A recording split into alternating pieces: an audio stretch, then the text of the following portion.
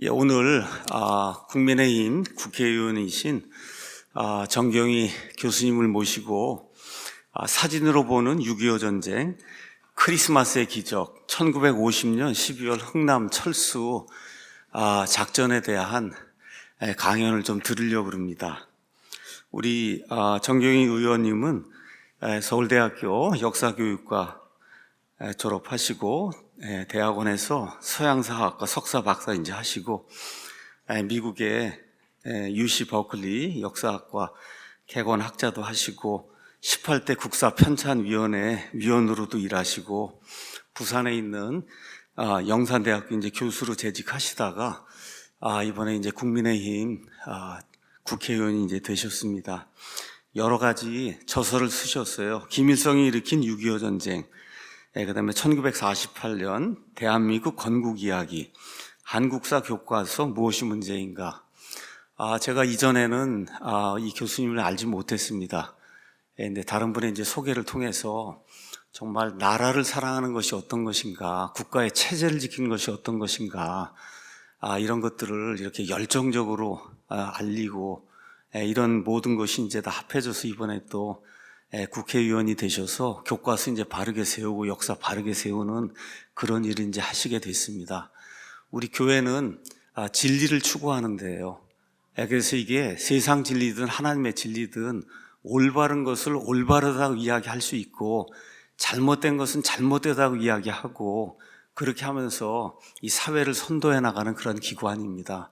이런 차원에서 오늘 이렇게 정경희 의원님 모시고 이런 역사 강연, 귀중한 이런 강연을 하게 돼서 너무나 기쁘게 생각합니다. 오늘 아침에도 국회 이상민 장관 해임 결의안 그것 때문에 그거 하고 지금 분야학기 쪽으로 오셨다고 이렇게 얘기하거든요. 그 정도로 일정이 많은데도 불구하고 우리 교회 찾아주시고 또 이렇게 성도님들, 애국하는 그와 같은 시민들 위해서 시간을 내주신 의원님께 이제 감사드립니다. 나오실 때 큰 박수로 환영해 주시면 감사하겠습니다.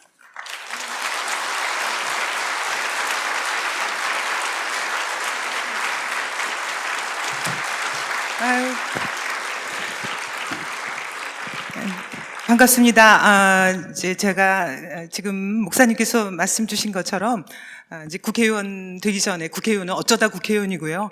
본업은 교수였습니다. 그래서 이제 한국 현대사를 대학에서 가르치다가 어떻게 해서 이제 국회에 들어가게 됐고요. 오늘 그 정 목사님께서 와서 강연을 해달라고 이제 말씀하셔서 기쁜 마음으로 왔습니다. 근데 이제 그 우리가 상황이 지금 여의치가 않아가지고 6.25 전쟁 너무나 당연한 건데 누가 봐도 남침인데 남침이 아니라고 주장하는 사람들이 있어요. 그래서 이제 하도 가짜뉴스가 판을 치면서 마치 진실인 것처럼 그런 세상이 됐습니다. 그래서 저희가 이제 어떻게 보면 당연한 얘기인데 그거를 이제 하는 그런 때가 됐고요. 오늘 이렇게 많은 분들이 모이시고 저는 오면서 이 교회 보고 깜짝 놀랐어요. 어떻게 이렇게 큰 교회인지. 저는 목사님이 지금 대학 교수시라고 그러길래 무슨 조그만 개척교회인 줄 알고 왔는데 와보니까 큰 교회라서 약간 떨립니다. 잘할 수 있을지 좀 헤매더라도 용서해 주십시오. 제가 이제 크리스마스가 다 와서 크리스마스의 기적이라고 붙여봤는데 사실은 올해 6월에 6.25를 맞아서 제가 그 책임감을 느끼고 국회에서 6.25 사진전을 했어요. 국회의원회관 로비에서. 근데 그 사진전 제목이 뭐였냐면 그냥 6.25 이렇게 안 하고요. 김일성이 일으킨 6.25 전쟁이라고 써붙였어요.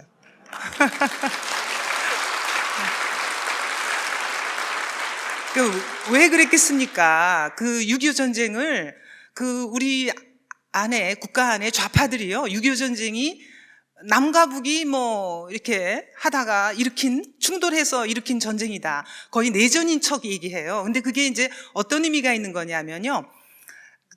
어느 날 일요일 아침에 쳐들어왔잖아요. 그거는 교통사고로 말하면은 우리가 한쪽 차는 가만히 있는데 저쪽 차가 와서 받은 거예요. 그러면은 과실이 어느 쪽에 있습니까? 받은 쪽에 있어요. 우리는 가만히 있었으니까 우리 과실은 0%, 와서 받은 쪽이 100%. 근데 이제 그게 아니라고 주장하는 거예요. 남침이 아니라고 주장하는 사람들은 뭐냐면은 서로가 38선 일대에서 서로 싸우다가 어느 날 그게 전면전으로 확대됐다. 그러면은 양쪽의 과실이 50% 있다고 주장하는 겁니다. 그래서 이제 그 남침이 아니라는 둥 교과서에도 그렇게 쓰려고 하는 거고 실제로도 이제 그런 움직임을 보이고 있죠. 그래서 이제 오늘 6.25 전쟁에 대해서 말씀드리겠는데 이제 연배가 높으신 분들은 이제 잘 아시는 분들도 계시고 젊은 분들은 잘 모르는 분도 계실 거예요. 근데 제가 조금 아까 들어오다 보니까 윤서인 작가가 와서 젊은 사람들은 다 그쪽으로 간 거 아닌가. 사실은 저도 그쪽에 가서 시간이 다르면 듣고 싶었습니다. 네. 자, 이 6.25 전쟁이 이제 우리가 저게 로마 시대에 나온 얘기예요. 평화를 원하거든 전쟁에 대비하라. 평화라는 게 그냥 무슨 하늘에서 떨어지는 게 아닙니다. 우리가 평화를 원하면 전쟁에 대비하라. 자, 6.25 전쟁 누가 일으켰어요? 김일성이 용이 주도하게 한 번에 된 게 아니에요. 소련의 이게 이제 모스크바역의 기차역의 사진입니다. 그래서 기차역에 이게 모스크바 기차역이에요. 그래서 이 사람 누굽니까? 이게 김일성이고 이게 포인터가 되나? 제가 이걸 써본 지가 하도 오래돼가지고 이게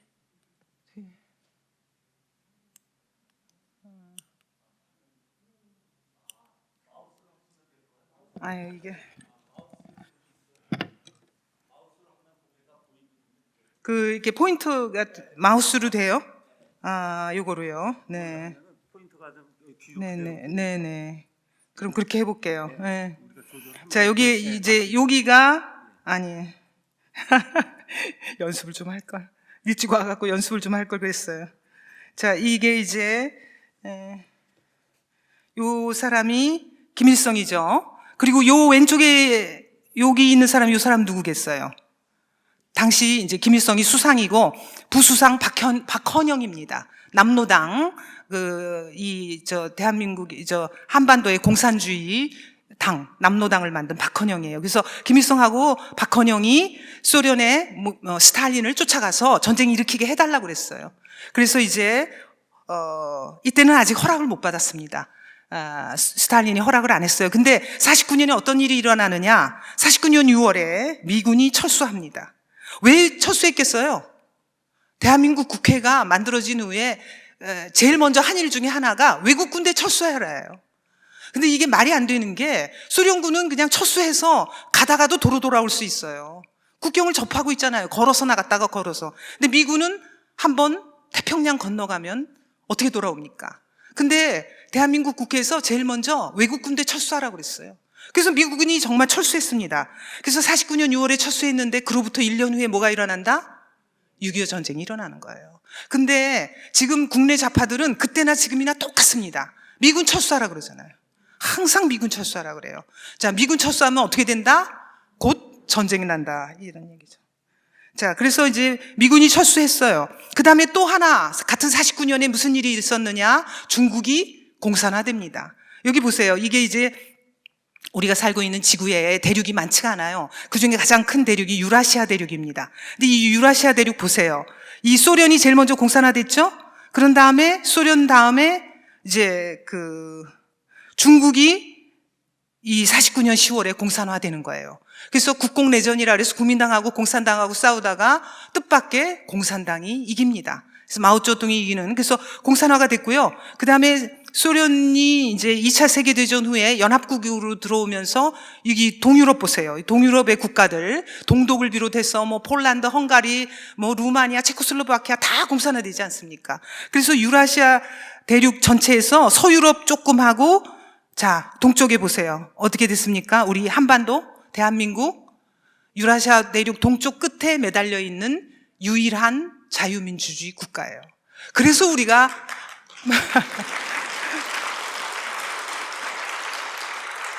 그래서 이승만 대통령, 박정희 대통령이 반공을 외친 겁니다. 이때 반공 안 했으면 어떻게 됐겠어요?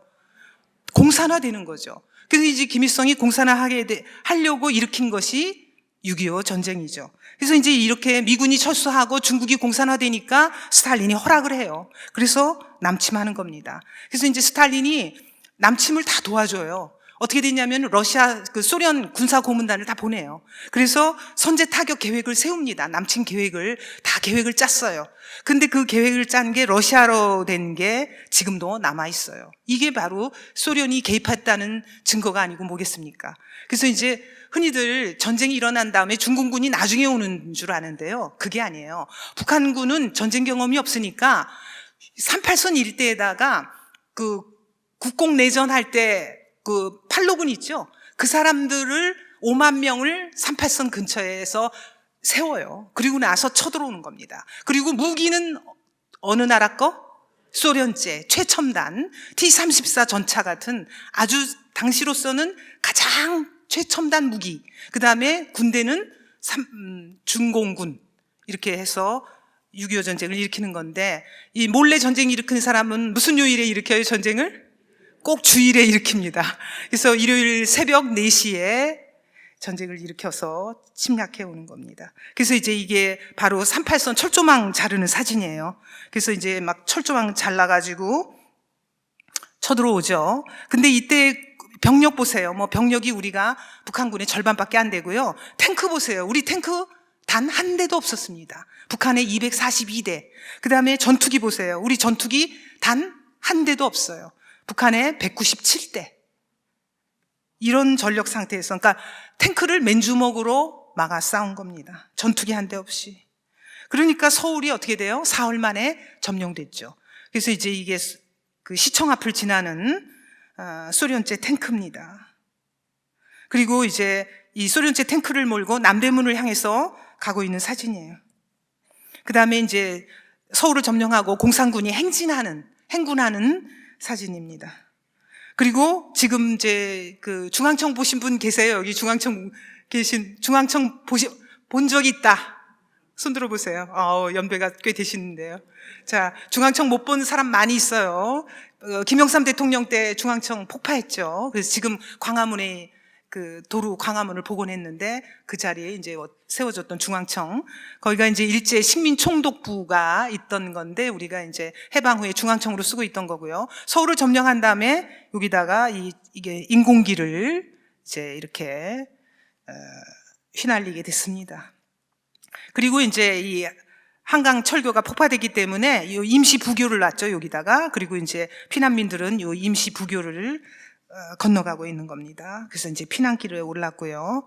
그 다음에 이건 이제 수원역에서 찍은 사진인데, 피난민들이 이제 열차에 다 타고 뭐 못 가는 사람은 열차에 매달려서라도 피난을 가는 사진이죠.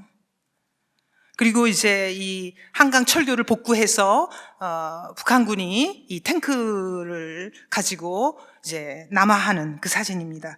그래서 이게 50년 7월 3일 사진이고요. 전쟁 난 지 한 달 만에 우리가 어떻게 돼요?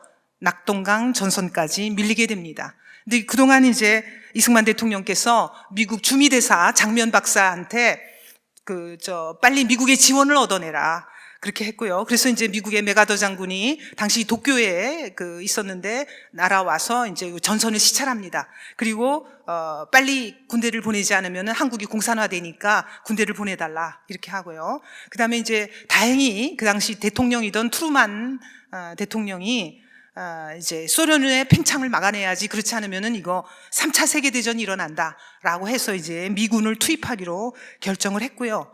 그리고 이제 제일 큰 힘이 된 건 뭐냐면 유엔이 군대를 보내기로 한 거예요.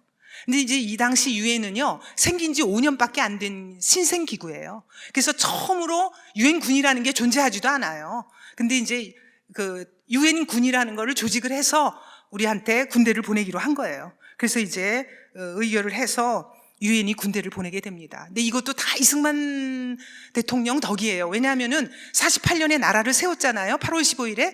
그리고 나서 이승만 대통령이 대통령에 취임하자마자 유엔에다가 대표단을 보내서, 왜냐하면 이승만 대통령이 프린스턴 대학의 국제정치학 박사시거든요. 그래서 국제적인 승인을 얻는 게 얼마나 중요한지 알고 계셨어요. 그래서 이제 빨리 유엔에 가서 승인을 얻어라 해서 이제 우리 대표단이 가서 승인을 얻었는데, 그때 승인 내용이 뭐냐면 대한민국이 한반도의 유일한 합법정부다.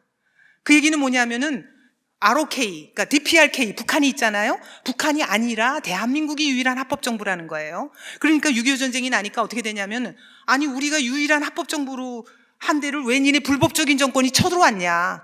그래서 군대를 파병하게 되는 거예요. 근데 이 군대 파병한다는 게 굉장히 중요한 겁니다. 지금 보세요. 우크라이나가 러시아한테 그렇게 침략당해도 군대 한 명도 안 보내잖아요. 아무도 파병 안 해요.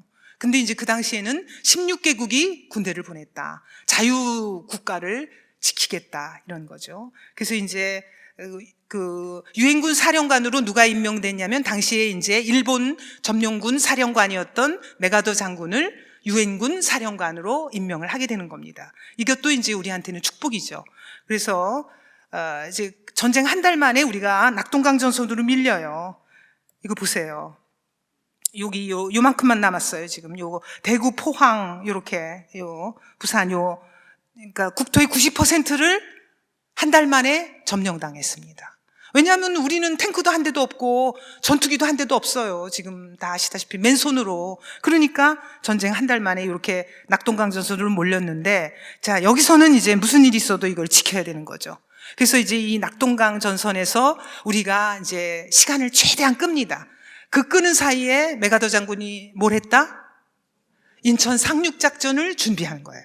그러니까 이 낙동강 전선에서 이 이제 90%를 뺏기고 10%만 남았는데 이 10%를 지켜내는 게 중요한 거죠. 이것까지 이제 점령되면 우리가 어떻게 되겠어요? 사실 저 유엔군 측에서 이제 우리가 이 낙동강 전선에 몰리니까 여기까지 다 뺏길 때를 대비해서 이승만 대통령한테 제주도로 가라고 그랬거든요. 이승만 대통령이 절대로 안 가신다고 그랬어요. 그랬는데 만약에 그때 가거나 그랬으면은 대만 짱나지 않았겠습니까? 대만이 지금 본토 다 뺏기고 타이완 그 섬으로 가 있잖아요. 근데 이제 이승만 대통령은 절대로 안 가시겠다고 해서 이 낙동강 전선을 지켜낸 거죠. 그래서 이 낙동강 전선을 지킨 이제 진정한 영웅이 누구냐? 이게 이제 낙동강 전선에서 뭐 이제 그 메가더 장군, 워커 장군이 이제 기자회견하는 내용도 있고, 이제 유엔군이 낙동강 전선 지키는 사진도 있습니다만, 이게 이제 밤에 전투하고 하루 종일 전투하고 이제 피곤한 그 군인들이 그 취침하는, 낮에 이제 주간에 취침하는 그 사진입니다. 이게 50년 7월 29일이고요. 여기서 이제 그 버티는데 제일 유명한 전투가 뭐죠? 다부동 전투라는 거예요. 이게 칠곡, 지금 경상북도 칠곡이 있죠? 그 칠곡 근처에 있는 다부동이라는 곳에서 전투가 벌어지는데, 이 전투가 굉장히 치열했는데 그 적의 숫자가 워낙 많으니까 이제 우리 쪽에서 굉장히 힘든 전투였는데, 이때 이제 그 백선엽 장군이죠. 여기 굉장히 젊은 그 시절이었는데, 이 백선엽 장군이 군인들을, 장병들을 독려하면서 뭐라 그랬냐면은, 내가 만약에 퇴각하게 되면 나를 쏴라. 그러면서 앞에서 장병들을 이끌고 맨 앞에 서서 전투를 하신 거예요. 그래서 이제 이 다부동 전투에서 우리가 승리를 했고요. 낙동강 전선을 지킨 겁니다. 그래서 이 낙동강 전선을 지키면서 이 보세요. 북한군 그 소련제 탱크, 최첨단 탱크를 다 우리가 부수었잖아요. 파괴를 한 거예요. 그래서 이제 이렇게 그 힘들게 지켜내는, 그리고 이제 공산군 포로로 잡고 하는 이런 사진입니다. 그리고 이런 과정에서 활약한 게 지게부대라는 얘기 들어보셨어요? 왜 그 지게로 갔을까요? 차로 실어 나르지, 무거운 거를. 네, 우리가 국토의 70%가 산이에요. 그런데 이제 전투가 주로 산 중턱이나 이런 데서 벌어지게 되면은, 거기까지 뭐 도로도 없지만 밀자를 실어 나를 수가 없어요. 그래서 이제 한 뭐 16살, 뭐 17살 이런 청년부터 시작해서 40, 50대인 사람들까지 다 동원이 돼서, 이제 군인은 정식 군인은 아니고 그냥 뭐 그 조금 아주 그 소량의 그 소에게 돈을 받고 무거운 짐, 이게 뭐 탄약이니 이런 게 얼마나 무겁습니까? 이런 무거운 거를 지고 지게에다 지고 산 중턱까지 올라가는 거죠. 그래서 이제 보십시오. 이렇게 무거운 거 다 실어 나르고 있지 않습니까? 그래서 이제 이 지게 부대들이 큰 힘이 됐다. 그래서 이제 지게 부대라는 거 한번 써봤습니다. 그리고 이제 이거를 그 다부동 전투, 이 낙동강전선을 우리가 이제 굳게 지켜내는 사이에 이제 어느덧 9월이 돼서 이제 메가더 장군이 인천 상륙작전을 준비했다라는 거예요. 그래서 메가더 장군이 굉장히 전략적으로 천재적인 그런 두뇌가 있는 사람이에요. 그래서 이제 처음에 전쟁 난 지 2주 만에, 그러니까 7월 벌써 초순에는 인천 상륙작전을 구상을 하셨다고 그래요. 그런데 미국 합참에서는 반대했어요. 왜냐하면은 이게 미국 합참에서 계산을 해보니까 성공할 확률이 5,000분의 1밖에 없대요. 왜냐하면은 여기 이제 인천에 사시는 분 손 들어보세요. 인천. 그런데 인천이 조수간만의 차가 제일 큰 동네예요. 그래서 상륙작전을 하려면 우리가 그때 이 인천 상륙작전에 투입된 함정이 261척이거든요. 그러면 261척이 다 상륙을 해야 돼요. 근데 이게 인천이라는 게 조수간만의 차가 커서 잘못하면 썰물이 되면은 이제 뻘에 상륙을 할 수가 없잖아요. 질척지척하니까. 그래서 그 짧은 시간 안에 빨리 상륙작전을 적을 다 무찌르고 상륙을 해야 되거든요. 그래서 이제 시간이 짧은데 확률적으로 너무 수로가 좁다. 그래서 인천으로 가지 말고 미국 합참에서는 군산으로 가라 그랬어요. 전라북도 군산에 가서 상륙작전 해라. 그랬는데 이제 메가더 장군이 두 가지 얘기를 했어요. 하나는 인천으로 가서, 인천에서 서울이 30km 정도 되지 않습니까? 그러니까 인천으로 가서 빨리 서울로 가는 물자, 후방에 교두보를 다 끊어야 된다. 그래서 이제 인적 물적 수송을 못하게 막아서 빨리 서울을 되찾아야 된다. 라는 거 한 가지. 그 다음에 또 한 가지가 뭐냐면요. 두 번째는, 이게 우리가 이제 성동격서라는 말이 있죠. 그러니까 인천으로 합참이 반대하는 이유가 인천이 조수간만의 차가 적고 수로가 좁다. 그러니까 인천으로 가지 말라는데 적들은 설마 인천으로야 오겠어? 라고 생각한다는 거죠. 그러니까 우리가 그래서 오히려 인천으로 가야 적이 방심하고 있으니까 상륙작전이 성공할 수 있다. 이렇게 주장한 겁니다. 그래서 이제 그러면은 합참에서 이제 어떻게 작전을 짜냐면은 좋다. 그럼 인천 안 가는 척하고 강원도로 원산으로 함경남 원산으로 간다. 그다음에 군산으로 간다. 이런 거를 오히려 막 퍼뜨려요. 소문을 다 퍼뜨리고 그런 식으로 이제 위장을 해요. 그래서 아무도 모르게 이제 실질적으로는 인천으로 가는 거죠. 그렇게 해서 이제 인천으로 가게 되는 겁니다. 그래서 이게 인천 상륙작전 모습이에요. 이게 이제 인천에 만석동이라는 데가 있습니까? 네. 이 만석동 레드비치라고 불렀대요, 당시에. 이제 레드비치에 상륙하기 위해서 유엔군 상륙작전이 아까 261척이라고 그랬죠. 그 중에 이제 일부겠습니다만 해안으로 가는 모습이에요. 그래서 9월 15일 이제 인천 상륙작전을 시작하는 겁니다. 이거 지휘한 사람이 누구다? 메가더 장군. 그래서 메가더 장군 동상이 인천에 있는데 좌파들이 이걸 끌어내리지 못해서 그 위에 올라가서 시위를 했다가 불을 질렀다가 별의별 짓을 다 했잖아요. 참 그거 옆에서 지켜보고 있을래니 부하가 끌어가지고 이게 이제 메가더 장군이 상륙작전 지휘하는 모습이고요. 이게 상륙작전 하는 실제 사진이에요. 이 맨 앞에 선 사람이 말도메로 로페즈 중위예요. 그래서 이제 부대원을 이끌고 올라갔는데 맨 앞에 올라가 보니까 저쪽에서 수류탄을 던졌어요. 그래서 수류탄이, 근데 이제 순간적으로 판단을 한 거죠. 이 수류탄을 받아갖고 다시 던질 시간이 없으니까 이거 그렇지 않으면 뒤에 오는 사병까지 다 죽으니까 자기가 그냥 수류탄을 덮쳐서 그 자리에서 폭사했습니다. 그래서 이제 사후에 미국 명예의 훈장을 받았죠.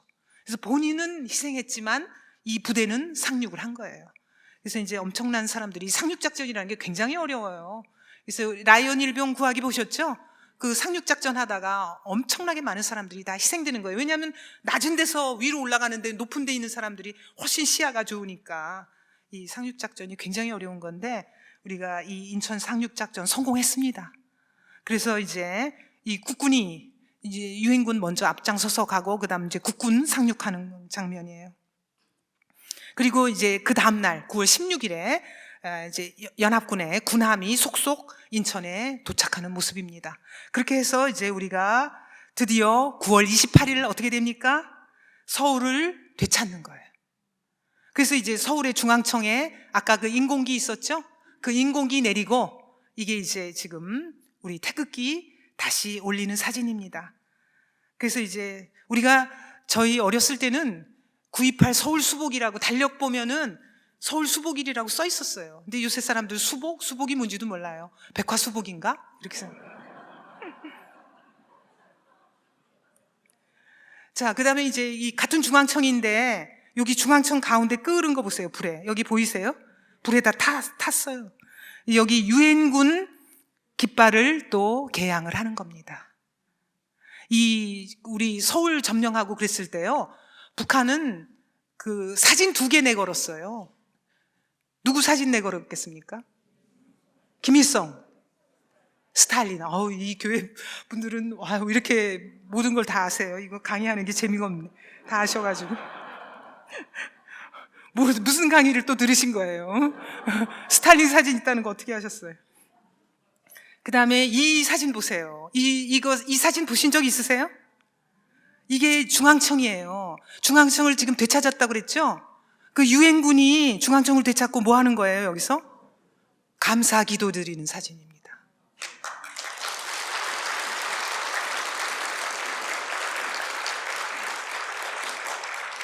이 사진 잊지 마시고 한 10분만 기억하세요. 제가 조금 있다가 중앙청 앞에서 다른 짓 하는 사진 보여드릴게요. 이 지금 중앙청을 되찾았다 그래서 유엔군이 감사 기도를 드리고 있어요.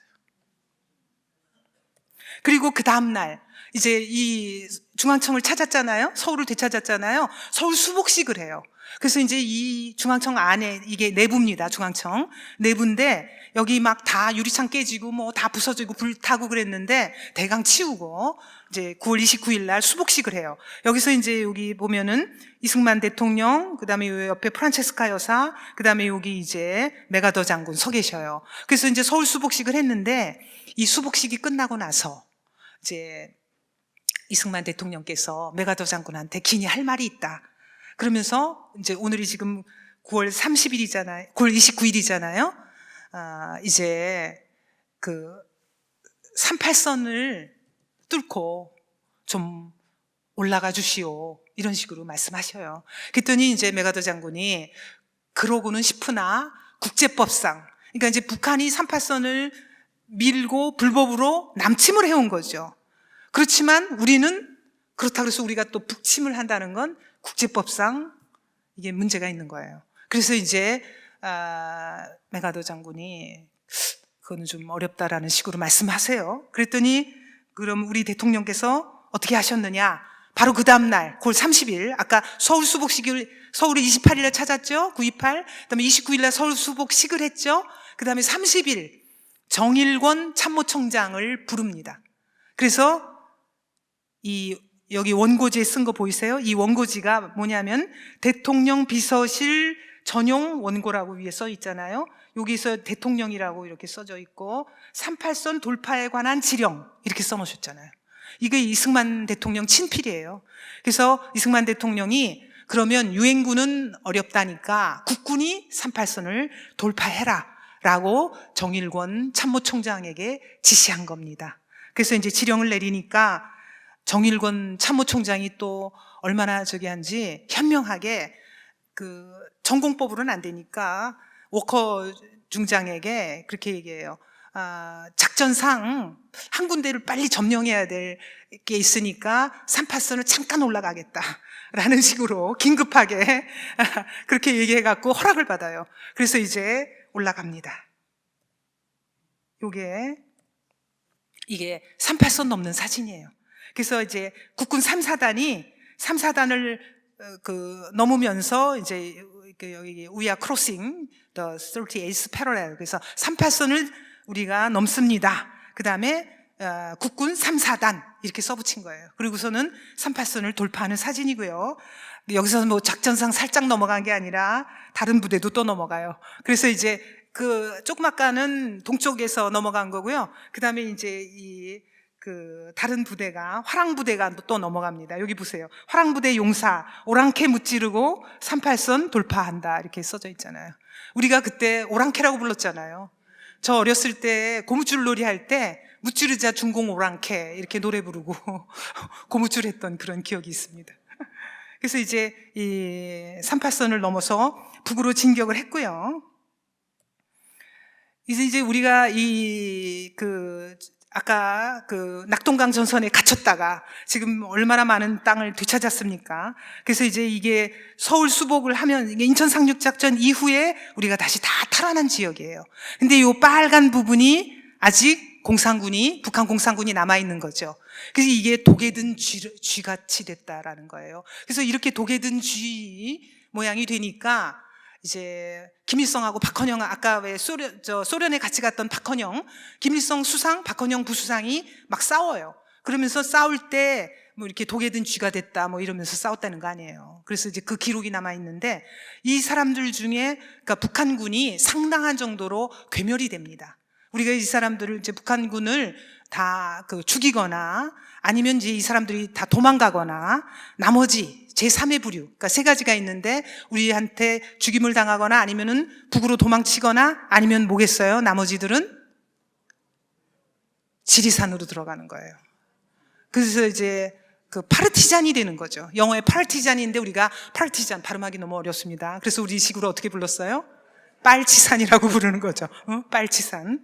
그래서 이제 요 사람들이 가까운 지리산으로 여기가 지리산이니까 이쪽으로 모여들어서 빨치산이 되는 건데 어쨌든 북한군의 수명은 거의 다 된 거예요. 이제 그렇게 해서 우리가 이제 북으로 치고 올라가는 거죠. 그래서 10월 19일에 평양을 탈환했습니다. 그리고 이제 10월 30일에는 평양 입성 환영대회라고 그래서 이게 평양 시청 건물인데 여기 보면 우리의 영도자 이승만 대통령 뭐 이렇게 써져 있어요. 나머지 글씨 이제 작아서 잘 안 보이는데 하여튼 거기에 이제 이승만 대통령이 가고 이 태극기 물결 보세요. 태극기를 들고 평양 시민들이 환호하는 거예요. 그래서 이제 평양 입성 시민 환영대회라는 거를 10월 30일에 공식적으로 개최를 했고요. 여기서 이제 이게 아까 올려다보니 여기서 보면은 여기 통 난간이 있었잖아요. 여기 글자 써붙인데 여기에 지금 이승만 대통령이 앉아 계셔서 여기서 연설하시는 거예요. 그래서 이제 평양을 되찾아가지고 우리는 이제 환호하고 10월 19일 날 되찾고 10월 30일 날 환영대회까지 하고 11월에는 어떻게 됐겠습니까? 내친 김에 그냥 압록강까지 올라가요. 그래서 이제 그 와중에 김일성 어디로 갈게요? 도망을 치다 처음에는 이제 평안북도 강계까지 도망쳤어요. 근데 도망가다가 중간에 이 차를 버렸습니다. 이 삐까뻔쩍한 소련제 리무진 지스 110이라는 건데요. 이 지스 110을 길에다 버리고 갔어요. 왜냐하면 이제 다리가 잘렸거든요. 가다가 폭격 같은 걸 해서 다리가 잘려서 차를 갈 수가 없어요. 그러니까 산길로 도망을 가고 그 주변에서 또 공산주의 반대하는 봉기가 일어났어요. 그래서 이제 산속으로 숨어서 어떻게 해갖고 평안북도 강계까지 갔고요. 거기서 또 미군이 계속 이제 추적해오고 따라오고 폭격을 하니까 중국 땅 퉁화로 도망갑니다. 근데 이제 그러기 전에 지금 이제 북한 공산군이 퇴각을 하는데 퇴각하는데도 그냥 한 게 아니에요. 이거 퇴각하면서 여기가 지금 대전교도소인데요. 여기서 400여 명을 죽였습니다. 이 학살하는 거 보세요. 시신도 그대로 방치하고 갔잖아요. 이게 이제 9월 28일에 우리가 서울 수복한 날인데 이때 대전교도소에 참상이고요. 양민을 어마어마하게 죽였어요. 그리고 많은 사람들을 북으로 끌고 갑니다. 이건 또 왜 그랬겠어요? 김일성이 말 한마디 해서 그런 거예요. 이제 북한의 인구하고 우리 남한 인구가 해방될 때 북한이 한 1000만, 우리가 한 2000만 됐거든요. 그래서 우리가 인구도 많고 특히 그중에서 인테리가 우리 쪽에 훨씬 많이 있었어요. 그랬더니 김일성이 6.25 전쟁에 이때 뭐라고 그랬냐면 인테리를 데려와라. 요거 한마디 했거든요.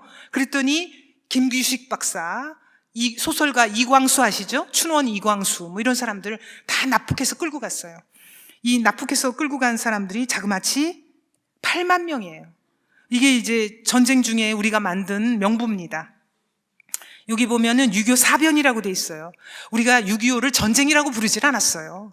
왜냐하면 전쟁은 나라와 나라 사이에 하는 겁니다. 우리가 북한을 그냥 북한 공산 정권이라고 그랬지 북한 괴뢰 뭐 이렇게 했잖아요. 괴뢰 그래서 나라로 인정하지 않았기 때문에 그 전쟁이라고 안 부르고 그냥 6.25 사변 이렇게 불렀던 거예요. 그런데 이제 좌파들이 그 전쟁, 한국 전쟁이라고 부르자 이런 식으로 이제 해서 자꾸 용어가 바뀌어서 오늘날 6.25 전쟁이라고 부르는 거죠. 그 전까지는 좌파들은 6.25라는 말도 빼려고 그래요. 왜 6.25라는 말을 빼려고 할까요? 좌파들이 쓴 책이요, 우리나라에서 썼으면서 제목은 6.25 전쟁이 아니라 다 한국 전쟁이라고 써놨어요. 왜 그랬겠습니까? 응? 누가 맞춰보세요. 상품도 있어요, 상품. 비록 책이긴 하지만. 맞춰보세요. 왜 6.25 전쟁이라고 안 부르고 한국 전쟁이라고 그럴까요? 6월 25일이라는 날짜가 있으면 그날 기습 남침했다라는 게 있어서 그런 거예요. 그러니까 남침한 게 아니다. 그냥 우리 민족끼리 원래 싸우다가 그냥 그러니까 아까 말씀드린 50대 50 쌍방과실이다 이렇게 하려고 그러는 거예요. 한쪽 과실이 아니라 지네가 쳐들어온 게 아니고 그냥 쌍방과실로 만들기 위해서 6.25란 말을 안 쓰는 거죠. 6월 25일 날 기습 남침했다라는 의미가 들어가 있으니까 그걸 빼버리 6.25라는 말을 아예 안 하는 거예요. 그러려고 한국전쟁이라고 하는 겁니다.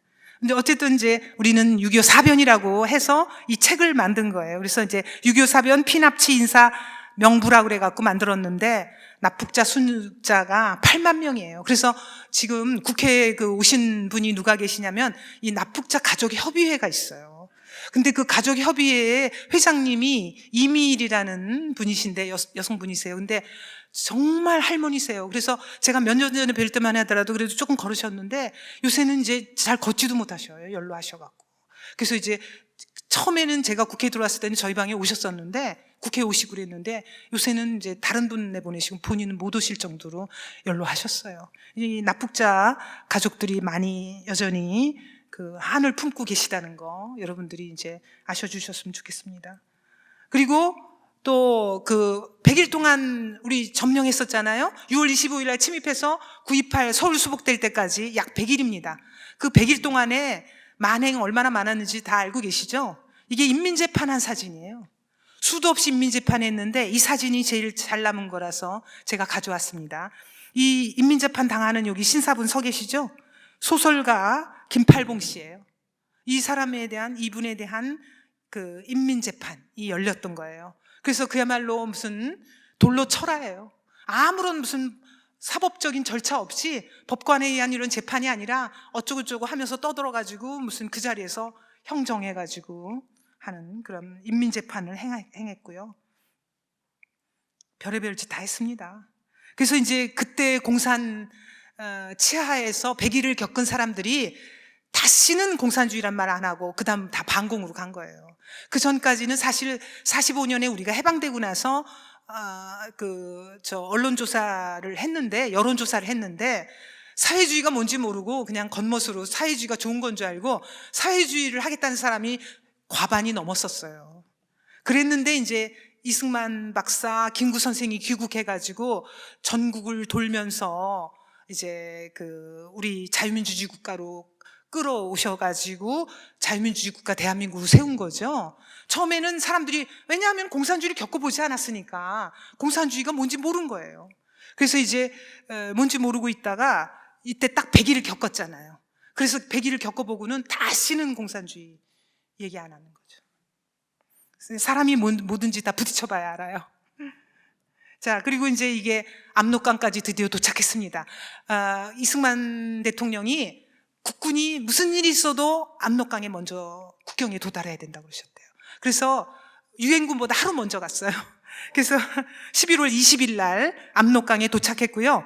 우리가 이제 이 사진의 주인공을 계속 찾았어요. 그랬는데 이게 모르고 있다가 최근에 찾았습니다. 이분이 우리 처음에는 사진의 이 주인공을 못 찾아가지고 우리는 돌아가신 줄 알았어요. 그랬는데 육사단의 청성부대 소속 신찬균 예비역 대령이세요. 그래서 이제 이분이 압록강에 도달해서 이게 수통이에요. 요게 수통으로 압록강물을 떠가지고 이거를 대통령 각하 압록강물입니다 해서 이제 감격에 거서 서울로 보내서 이승만 대통령께 보냈다는 거죠. 상징적으로. 그래서 이제 통일이 다 눈앞에 온 줄 알았어요. 그 다음날 유엔군이 11월 21일이죠. 압록강변에 해산진이라는 곳이 있습니다. 이 해산진에 도착한 사진이에요. 그래서 이 얼어붙은 압록강이 있고 그 건너편에 요게 보이시죠? 윤곽. 요게 만주의 산입니다. 그래서 만주의 산을 바라보면서 이제 국경까지 다 갔으니까 우리 통일된 줄 알았어요. 근데 그게 아니었어요. 김일성이 편지를 썼어요. 10월 1일 날. 10월 1일 날이 뭐죠? 아까 제가 빨리 하느라고 빼먹었는데 10월 1일 날 38선을 우리가 국군이 넘었잖아요. 돌파를 했잖아요. 그래서 국군의 날이 10월 1일이다. 왜 이제 국군의 날이 10월 1일인지 아셨죠? 38선 돌파한 날. 그래서 10월 1일이 국군의 날인 거예요. 그랬는데 이 10월 1일 날 국군이 38선을 돌파하니까 김일성이 편지를 썼어요. 누구한테 썼느냐? 중공의 마오쩌둥한테 썼어요. 근데 이 편지 보세요. 이게 지금 남아있어요. 그래서 이제 남아있는데 이 편지 편지입니다. 뭐라고 돼 있냐면 이 빨간 표시한 부분이 제가 읽어볼게요. 즉 적군이 38도선 이북을 침공하게 될 때에는 약속한 바와 같이 중국 인민군의 직접 출동이 절대로 필요하게 됩니다. 여기서 중요한 거는요, 약속한 바와 같이요. 언제 약속했어요? 스탈린한테 갔었잖아요. 소련군한테 허락해달라고. 그랬더니 두 번째 갔을 땐가 그 스탈린이 뭐라 그랬냐면 전쟁을 해도 좋다. 이제 중국이 공산화된 다음에 전쟁을 해도 좋은데 단 마오쩌둥에 가서 도움을 받아라라고 했어요. 그래서 마오쩌둥한테 또 갔어요. 그래서 이 중공군이 나중에 도와주기로, 처음에 중공군도 좀 들어오고 나중에 이제 유사시에 중공군을 보내주기로 약속을 한 거예요. 그래서 편지에 이렇게 썼잖아요. 약속한 바와 같이 중국 인민군의 직접 출동이 절대로 필요하게 됩니다. 그러니까 인민군을 직접 출동시키겠다고 이미 사전에 약속했다는 증거가 여기 있는 거예요. 그렇게 하고 여기 편지에 쓴 거 보세요. 김일성 하고 한문으로 옆으로 김일성 이렇게 사인했잖아요. 요 밑에는 박헌영, 그리고 한문으로 박헌영 눕혀서 사인했습니다. 그리고 요 밑에 보면은 50년 10월 1일 그 다음에 평양시 이렇게 써 있어요. 그래서 평양에서 이제 보냈다 이거죠. 마오쩌둥한테. 그래서 중공군이 들어와요. 약속한 바와 같이. 그래서 이제 우리가 10월 19일부터 중공군이 들어왔다고 봅니다. 근데 우리는 그거 모르고 압록강 아까 간 게 11월 20일이잖아요. 중공군 들어왔는 줄도 몰랐어요. 왜? 중공군이요, 참 이게 그해 겨울이 또 추워가지고요, 압록강이 얼어붙어갖고 걸어오는 거 보세요. 압록강이 얼어서 이거 걸어서 건너는 거예요. 우리가 이런 나라에 살고 있어요. 압록강변으로 중공하고 국경을 하고 있고 두만강으로 소련하고 국경을 하고 있는 이 약조건상에서 오늘날까지 온 겁니다. 참. 그래서 이제 북한 땅으로 그냥 걸어서 들어왔는데 얼마나 들어왔는지를 몰라요, 우리가. 뭐 100만이라는 설도 있고요. 200만이라는 설도 있고 학자들 중에는 최대 300만이 들어왔다는 설도 있어요. 300만이라는 게 얼마나 많은 건지 아십니까? 300만. 응? 우리 지금 국군이 얼마예요? 60만 대군이라고 그러죠. 60만. 근데 중공군이 최대 300만 들어왔다고 보는 거예요. 근데 이제 들어왔는 줄 왜 몰랐냐 하면은 중공군이 낮에는 자요. 숨어서. 그리고 밤에 이동을 한 거예요. 그러니까 그리고 그 지금처럼 무슨 위성이 있고 뭐 이런 것도 아니잖아요. 그래가지고 우리는 이렇게 10월 달에 이미 들어와서 있는 줄을 몰랐어요. 그래서 이제 중공군이 들어왔다 그러니까 이 김일성 웃는 모습 보세요. 오른쪽에 김일성이죠. 누구랑 많이 닮았습니까? 손자. 그게 이제 그 김정은이가 그 젊어서 사실은 호리호리 했었어요. 그랬는데 스위스에 유학 갔었잖아요. 호리호리 했었는데 자기 할아버지처럼 하게 이제 그 북한 주민들한테 그 할아버지 김일성은 먹히니까 이제 김정은이 너무 어리고 그런 애는 안 먹히니까 할아버지처럼 보이게 하려고 살을 찌우는 거예요. 일부러. 헤어스타일도 똑같이 만들고 일부러 똑같이 하는 거예요. 그렇게 하는 건데 이제 중공군 들어왔다고 여기 왼쪽은 중공군이고 중공군 맞이하는 김일성이 맞이하는 사진이고요. 그다음에 이거 중공군 들어왔다고요. 위문 공연하는 사진이에요. 환영하면서 위문 공연하는 사진이고. 근데 이제 우리가 중공군이 들어와 갖고 제일 그 피해를 많이 당한 전투가 장진호 전투입니다. 제가 오늘 말씀드리려는 크리스마스의 기적이라는 게 이게 장진호 전투인데, 이게 이제 어떻게 된 거냐면요, 우리가 이제 국군이 먼저 38선을 넘어서 올라갔잖아요. 10월 1일에. 그리고 나서 이제 유엔군이 또 38선을 넘어서 올라옵니다. 그런데 북한 지리를 잘 몰라요. 그런데다가 이제 서쪽하고 동쪽으로 군대가 올라오다가 낭림산맥을 만나요. 근데 낭림산맥이라는 게 굉장히 험해요.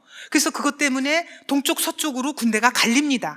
그래서 미 8군하고 10군이 헤어져요. 그래서 이 산맥이, 낭림산맥의 가운데 80km나 간격이 벌어져요. 그랬는데 중공군이 밤에 몰래 와가지고 이 낭림산맥이 있는 데로 파고들었어요. 그래가지고 여기저기에 다 숨어서 매복해서 기다리고 있었어요. 그래서 이제 우리가 올라가기를 기다리고 있는데 올라가면 갈수록 추워져요. 그런데 이제 동쪽으로 올라간 군대가 이 장진호 근처에서 머물고 있는데 거기를 포위하는 거예요. 중공군이 와서. 근데 우리가 뭐 숫자로 대적이 안 되는 거죠. 왜냐하면 미 10군단이 다 합해서 한 3만 명 정도 됐다 그러는데 중공군 12만 명이 포위를 합니다. 12만 명. 그러니 그거를 다 견뎌내지를 못하는 거죠. 그래서 이제 결국 이 장진호 전투에서 유엔군이 7천 명이 넘게 죽어요. 7천 명, 대단한 거죠. 그래서 이제 이게 그 전투가 한 보름 정도 계속이 되거든요. 그래서 이게 장진호 전투라는 겁니다. 이거 보세요. 이게 장진호라는 호수가 있어요. 함경남도에. 거기에 이제 그 유엔군이 그 해병 제1사단이 중공군한테 포위된 사진이에요. 이 까만 점이 다 중공군입니다. 그래서 포위된 사진이고요. 이때가 얼마나 추웠는지요. 그 부모님들한테 6.25 전쟁 얘기 들으신 분 계세요? 저는 저희 시어머님이 6.25 전쟁 때 딸 둘을 데리고 저희 남편 낳기 전이에요. 그래서 이제 저희 남편은 부산 피난 가서 낳았어요. 그래서 부산 출생인데 그 위에 신우가 둘이 있거든요. 큰 신우, 둘째 신우. 근데 그 두 신우 데리고 그때 이제 두 번째 신우는 깐난 애기예요. 그래서 애 둘 데리고 피난 갔대요. 근데 50년 겨울이 얼마나 추웠는지 이제 51년 1.4 후퇴 때 피난 간 거죠. 근데 그 애기가 똥을 싸는데 씻겨야 되는데 물이 다 얼어붙었다는 거예요. 개울물까지 다 얼어붙어서 그 개울물을 돌로 깨가지고 그 언물로 애기를 씻겼다. 그러면서 피난 갔다 그 말씀 하시는데, 하여튼 그 해가 50년 겨울이 얼마나 추웠는지 이 장진호 부근에 영하 37도였답니다. 그래서 이게 전쟁이 추위와의 싸움이었대요. 이때 장진호 전투에 참가했던 미국 해병 1사단의 메링골로라는 사병이 쓴 글이에요. 제가 읽어볼게요. 너무 추웠다. 맨손으로 소총의 금속 부분을 만지면 딱 달라붙어 떨어지지 않을 정도였다. 아침에 눈을 떠보니 수통에 든 물이 꽁꽁 얼면서 금속 수통이 터져버린 일도 있었다. 쇠가 얼어 터졌다는 거죠. 나는 꽁꽁 언 음식을 씹으며 한국인의 자유를 위해 싸웠다. 자, 대한민국이란 나라가요, 그 사람들이 이제 군대에서 파병, 예를 들어서 미군이 대한민국에 가라고 그랬는데 지금은 대한민국 어딘지 다 알아요. 미국 사람들도. BTS의 나라, 뭐 김치 뭐 어쩌고 하고 대한민국 나름대로 다 압니다. 그러나 그때는 대한민국이 어디 붙었는지도 몰랐어요. 그랬는데 어디 붙어 있는지도 모르는 나라, 누군지도 모르는 국민들을 위해서 싸운 우리의 아들, 딸들에게 아들, 딸들을 우리 국가는 자랑스러워 하노라 라는 글귀가 새겨져 있는 게 미국의 워싱턴 DC에 가 있는, 거기에 있는 한국전 참전 기념탑입니다. 거기에 그렇게 써져 있어요. 그러니까 모르는 나라, 알지도 못하는, 그러니까 어디 있는지도 모르는 나라, 알지도 못하는 국민들을 위한 위해서 싸워달라는 국가의 부름에 응답한 우리의 아들, 딸들에게 경의를 표합니다 라고 써져 있다니까요.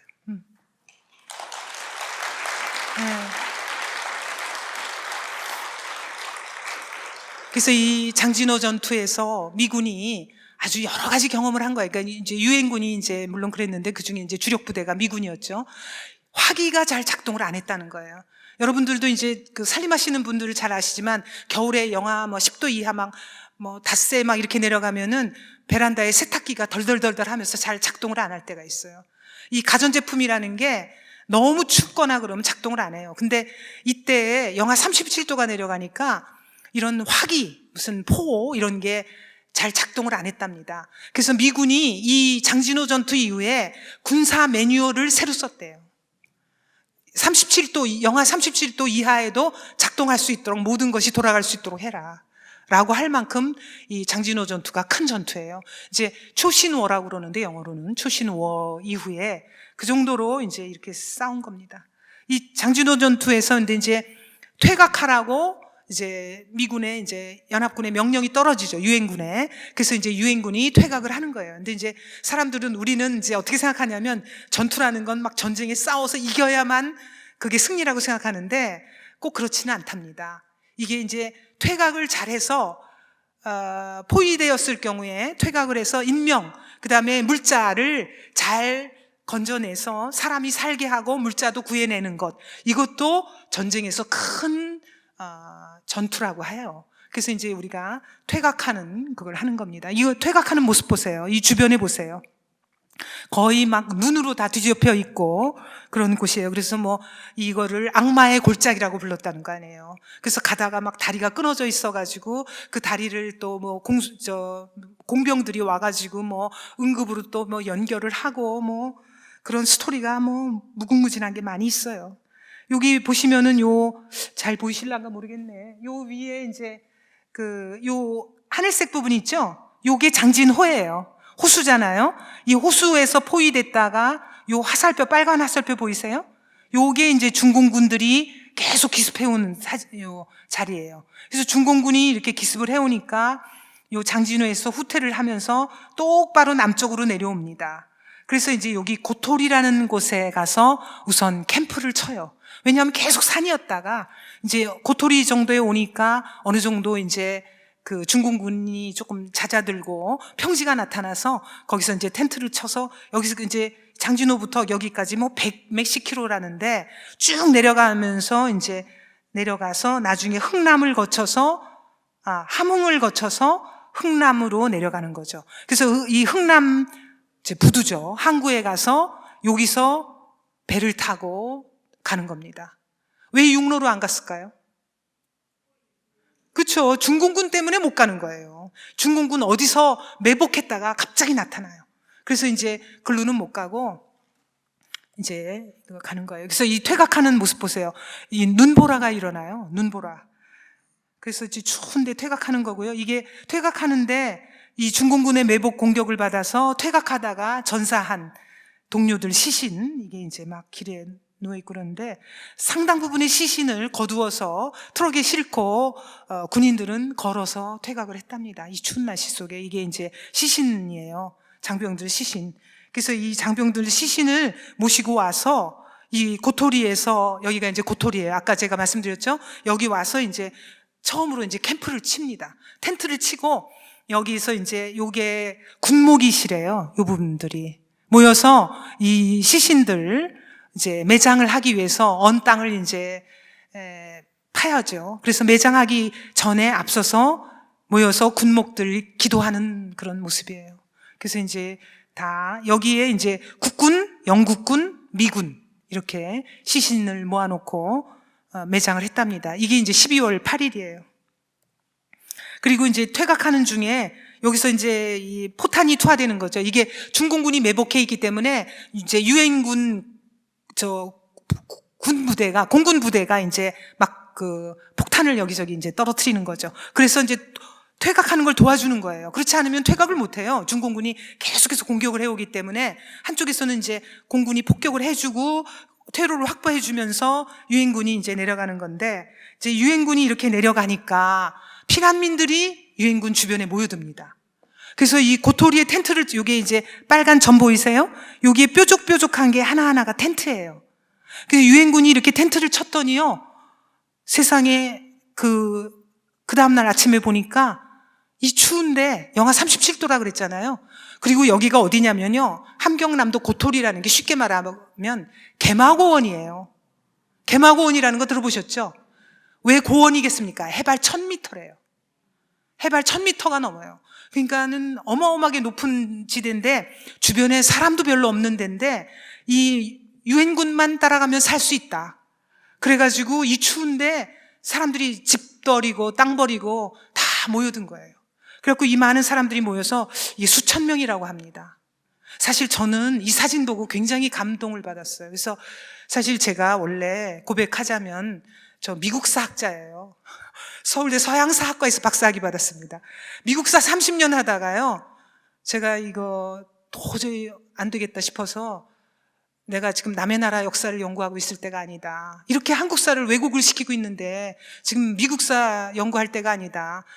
저라도 한국사를 연구해야겠다 그래서 30년 연구하던 미국사 접었습니다. 그리고 이제 6.25 전쟁 뭐 이런 거.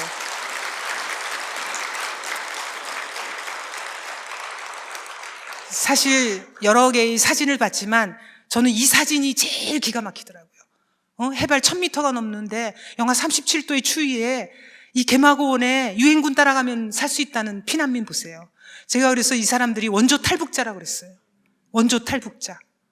그래서 이제 이게 모여들어서 여기서부터 내려간 거예요. 흥남까지. 이제 여기서부터 흥남까지는 한 30여 킬로 됐다고 그래요. 고토리에서. 그래서 이제 여기서부터 피난민이 따라 내려가는데 이 피난민들 보세요. 이 길을 다 메우는 거예요. 근데 내려가면 갈수록 점점 더 많은 사람들이 모여드는 거예요.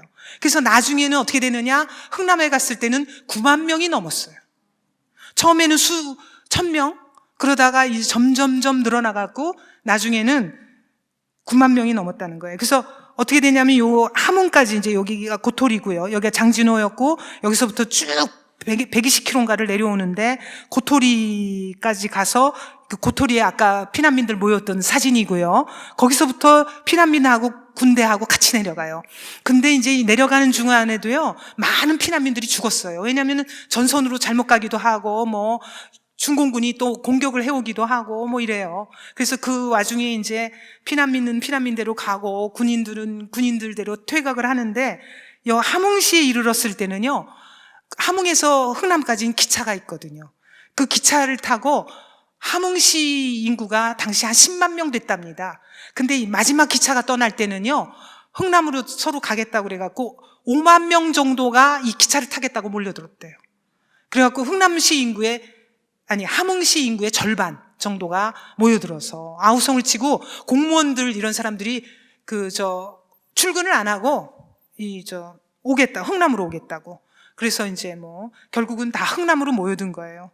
이 흥남으로 모여든 사진 보세요. 얼마나 많이 모였는지 보세요. 이게 50년 12월에 흥남부두에 모여든 북한 피난민 사진입니다. 저는 이 사진 보면서 누구 많이 닮았다. 요분 누구 많이 닮았잖아요. 안 닮았어요? 요분은 누구 많이 닮지 않았어요? 안 닮으셨어요? 저 혼자 생각이었고. 없던 일로 하세요. 자, 이제 중공군 때문에 육로로 갈 수가 없어서 이제 흥남에 모였는데, 모여놓고 보니까 아까 이제 하려는 군인 수는 10만 5천 명. 그러니까 10만 명이 좀 넘어요. 그 다음에 이제 차량이나 물자, 차량이 1만 7천 대. 그리고 이제 온갖 물자가 다 있었어요. 그런데 이제 피난민이 모여든 게 그 주변에 원산 뭐 이런 데서 다 모여들어, 흥남 뭐 해갖고 이제 함흥 이런 데서 다 모여들어가지고 한 9만 1000명 정도가 모인 거예요. 그러니까 군인 수가 10만 명이 조금 넘고 민간인이 9만 명이 좀 넘어요. 그러니까 거의 비슷한 숫자인데, 자, 전시에 군인이 민간인을 같이 대불고 가야 될, 뭔가 피난시켜줘야 될 의무가 있는 건 아니에요. 왜냐하면은 군인은 군인으로서의 작전을 하는 거고 민간인은 이제 민간인으로서 움직이는 건데, 퇴각하다 보니까 같이 가게 됐는데 이제 어떻게 하느냐 이거예요. 흥남에 이렇게 많은 사람이 모였는데 이분들을 어떻게 할 거냐. 그래서 유엔군에서 처음부터 이분들을 모시고 가려고 해요. 그래서 이제 유엔군 도쿄에 이제 사령부가 또 있잖아요. 그래서 거기다가 계속 문건을 띄우고 뭐 여러 가지 그거를 제가 이제 다 자료를 조사했는데, 처음부터 휴머니스틱이란 말이 많이 나와요. 인도주의적인 측면에서 저 사람들을 버리고 갈 수 없다. 왜냐하면 놓고 가면 어떻게 되겠어요? 중공군에 의해서 다 자유를 못 찾고 이제 죽을 수도 있다 이거죠. 그래서 저 피난민들을 다 데리고 가야겠다라고 해서 배를 있는 대로 다 불러 모읍니다. 그래서 일본이고 우리 대한민국이고 여기저기서 연합군한테 다 전문을 보내서 미국 본토고 주변에 있는 배를 다 모으라 그래요. 모든 선박을. 그래서 가능한 배를 다 100여 척을 모은 거예요. 그래서 이 사람들을 이제 철수시키기로 한 거죠. 그래서 이게 그 세계 전쟁 역사상 가장 큰 철수 작전이 된 거예요. 해상 철수, 세계 전사상 최대 규모의 해상 철수 작전 이렇게 핀 겁니다. 그래서 이제 이건 12월 19일 사진인데요. 가능한 배란 배는 모두 다 타고 다 떠나는 거예요. 그래서 이제 오는 순서대로도 떠나고 하는데 이 사진 어디서 많이 본 것 같지 않으세요? 국제시장 영화를 보고요. 젊은 사람들은 영화 잘 만들었다. 어떻게 저렇게 이 얘기를 잘 지어냈나? 이런데요.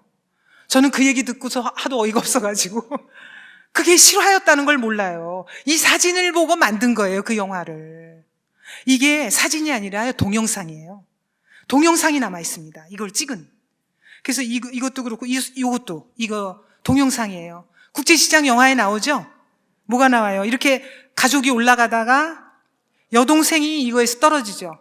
이게 영화가 무슨 작가가 쓴 게 아니고요. 실제로 동영상이 남아있는 거예요. 그걸 캡처한 겁니다. 이게 두 장이. 그래서 실제 이거를 따서 모티브로 해서 그 국제시장이라는 영화를 만든 거예요. 그래서 이제 이렇게 상륙정을 타고 이제 배를 타고 이동을 하는 거죠. 그래서 이제 사람들이 이제 피난을 가는 거고요. 온갖 배를 다 탄 겁니다. 그래서 이게 여기 지도를 보면 여기가 흥남이잖아요. 여기서 출발해 갖고 요렇게 해서 이제 이쪽으로 가기도 하고 더 내려가서 부산으로 가기도 하고 나중에는 이제 부산이 사람이 너무 많아서 피난민이 많아가지고 갈 데가 없다 그래서 거제도까지 가는 겁니다. 그래서 동해안을 내려가는 건데요. 실제로 그 흥남에서 그 사람이 10만 명 가까이 모여서 정신이 없으니까 거기서 가족이 헤어지는 얘기를 영화로 만든 게 굿세어라 금수나입니다. 이게 이제 1962년에 영화가 만들어져 가지고요.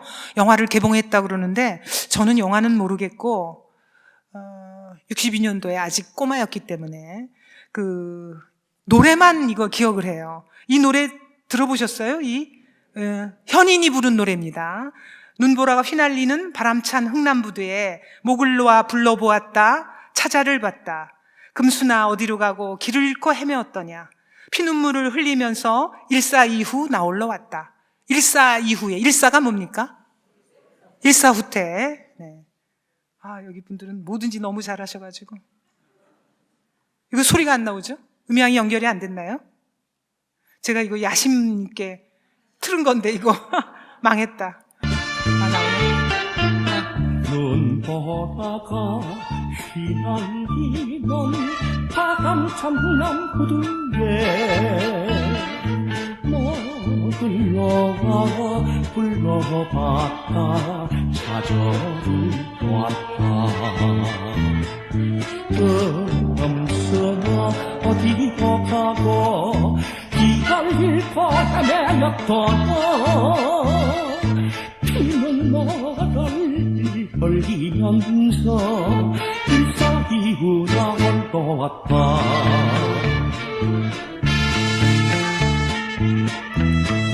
이거 어떻게 끊을지 몰라. 이거 근데 저희가 이거 이제 이런 기술이 없어서 이 노래를 좀 심어봐라. 그리고 이제 우리 비서한테 얘기했어요. 그랬더니 이거 처음 듣는 노래라고 그러더라고요. 이제 여기 이 노래 처음 들으신 분 손 들어보세요. 영피플이에요. 영피플. 저희는 이거 부를 수도 있습니다. 그래서 이제 여기서 그 100여 척의 배로 다 실어 날랐어요. 이제 자유를 찾아서 대한민국으로 가는 겁니다. 그런데 맨 마지막으로 떠난 민간인 배가 뭐냐? 이게 메르디스 빅토리호라는 배예요.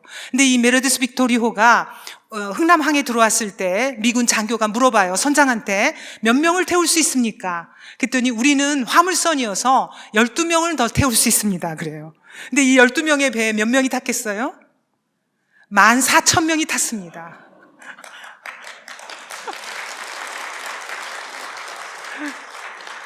예수님의 오병이어의 그 기적에 버금가는 그런 기적이에요. 12명 태울 수 있다고 했는데 그 미군 장교가 그랬어요. 선장한테 가능한 한 많이 태워보시라고. 그랬더니 네, 알겠습니다. 그러고는 이제 태우기 시작했는데 12월 22일 날인가 이제 타기 시작했어요, 배에. 그랬는데 다 타는데 13시간 40분 걸렸습니다. 12월 23일, 그러니까 12월 22일 날 그 오후에 타기 시작했는데 12월 23일 날 13시간 40분이 걸려갖고 14,000명이 탔어요. 근데 지금 이 가판에 보이는 사람들은요, 아주 극히 일부고요. 사실은 이 선창에, 밑에 칸에 다 태웠어요. 일찍 탄 사람들은 밑에 칸에, 그 다음에 이제 나중에 탄 사람들은 이 선창에다 태운 거고요. 나중에는 태울 데가 없어서 뭐 보트 계류장, 무슨 뭐 그 창고, 뭐 별의별 데 사람을 다 실어갖고 이 승무원들이 지나다닐 수가 없고 앉기는커녕 빽빽히 서서 가는 거예요. 늦게 탄 사람들은 다 콩나무 시루처럼 서 있었다는 거예요. 그렇게 해서 이제 탔는데 얼마나 많은 사람들이 탔는지 다른 각도에서 찍은 거예요. 그래서 이제 14,000명이 탔다고 그래가지고 이게 나중에 기네스북에 인증받습니다. 이 메르세데스 빅토리오가. 이게 기네스북이잖아요. 요 기네스북에 뭐라고 올랐냐면은 단 한 척의 배로 1950년 12월에 북한의 흥남이라는 곳에서 14,000명의 피난민을 소개시키는, 그러니까 탈출시키는 작전을 수행했다라고 기네스북에 등재가 됐습니다. 그리고 이 내용이 미국에서 책으로 썼어요. 그래서 이제 이 빌 길버트라는 분이 책으로 썼는데 그 책 제목이 뭐냐? 기적의 배입니다. 기적이다 이거예요. 이 조그만 배에 12명 태울 수 있다는 화물선에 14,000명이 탔다. 그래서 이제 우리나라 말로 또 번역도 됐어요. 그래서 이제 이런 기적의 배라는 책도 나왔고요. 근데 이제 이 선장이 이제 12월 23일 날 이제 출발했다 그랬잖아요. 그래서 배를 출발시켰는데 12월 23일 날 출발해서 24일 크리스마스 이브에 부산항에 무사히 도착했습니다. 그래서 이제 부산에 내리려고 그랬더니 피난민이 너무 많아서 수용할 데가 없다. 그래서 이 피난민을 받아들일 수가 없으니까 거제로 가라. 이제 그래요. 그래서 그날 밤은 이제 미군 병기창에 가서 음식을 받아다가 나눠서 같이 먹고 거기서 이제 배에서 하룻밤 자고 그 다음날 아침에 거제로 갑니다. 그 다음날 이제 크리스마스죠. 그래서 12월 25일이었는데 크리스마스 날 거제도에 도착해서 무사히 승객을 내려요. 여기서 퀴즈 나갑니다. 여기 보세요. 12월 25일 거제도에 도착해서 승객 14,005명을 무사히 해산시켰다. 제가 아까 몇 명 탔다고 그랬죠? 14,000명 탔다고 그랬죠. 이 5명 어떻게 됐을까요? 이거 애기라고 한 분이 여기 나오세요. 이거 빨리 받아가세요. 또 저쪽에 나오세요. 네, 네, 알겠습니다. 네. 네. 이 피난민들이 배에서 다 내리고 나니까 이 선장이 레너드 라루라는 사람이에요. 이 사람이 일기장에다가 뭐라고 썼는지 보세요. 12월 25일 크리스마스에 레너드 라루 선장의 일기입니다. 항해 중 5명 탄생, 사망자 없음.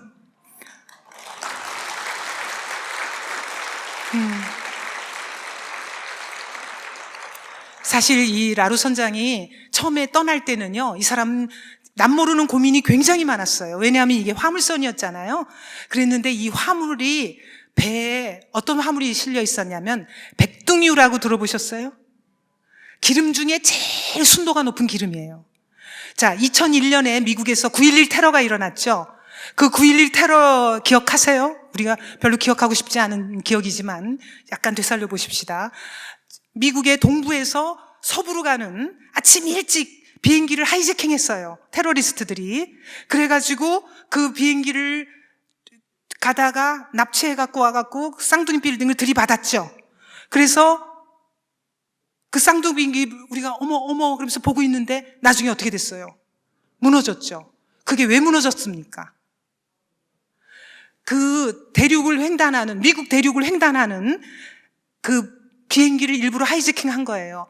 이 백둥유, 항공유가 들어있잖아요. 이 항공유가 지구상에서 쓰는 기름 중에 가장 순도가 높은 거예요.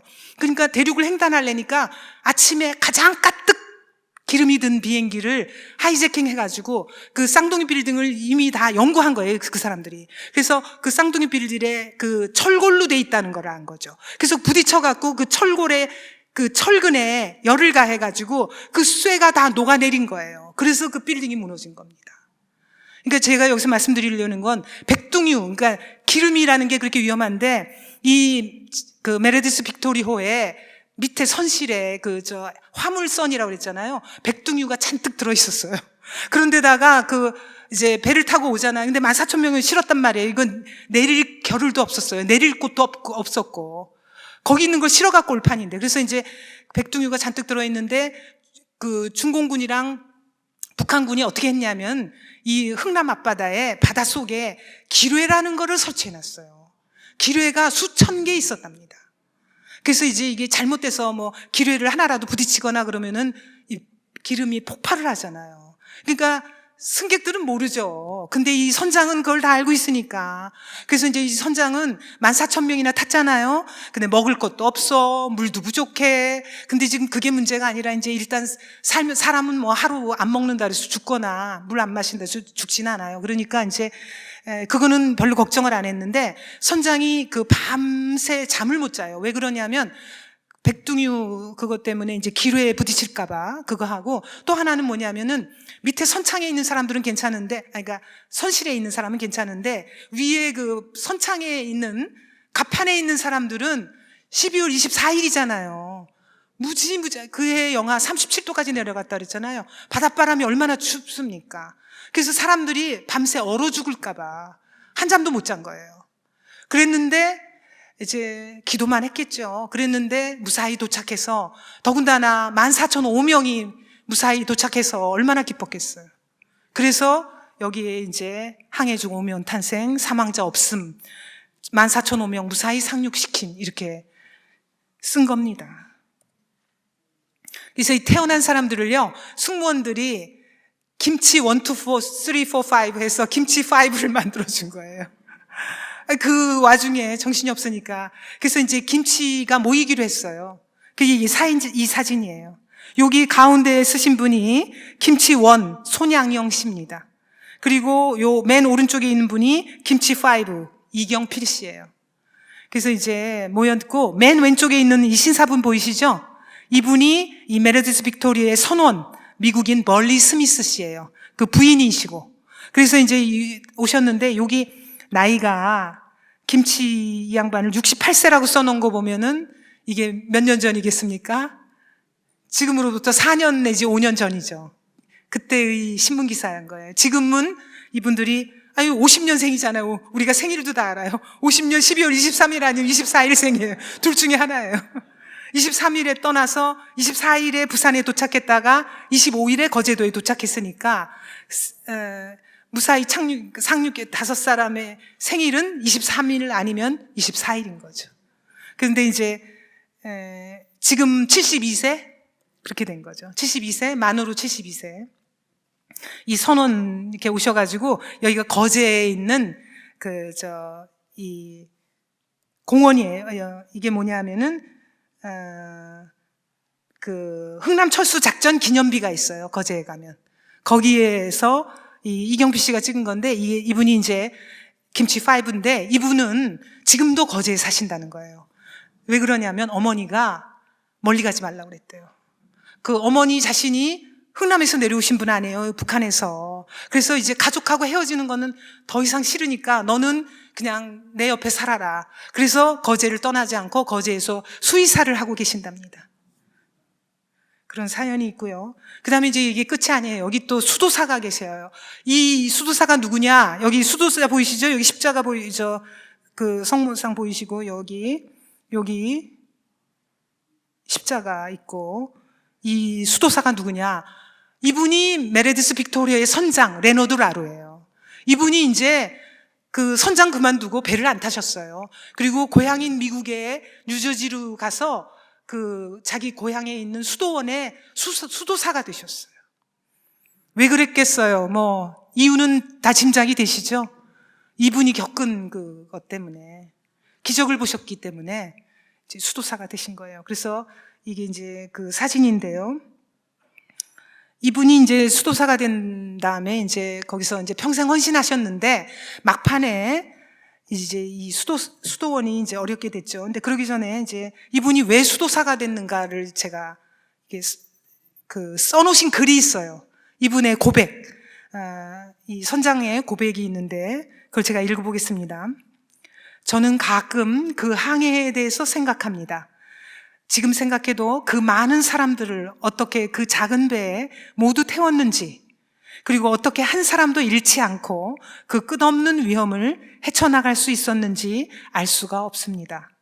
아무리 생각해도 그 해 크리스마스 한국 해안의 황량하고 차가운 바다 위에서 하느님의 손길이 우리 배의 키를 잡고 계셨다는 명확하고 틀림없는 메시지가 제게 옵니다.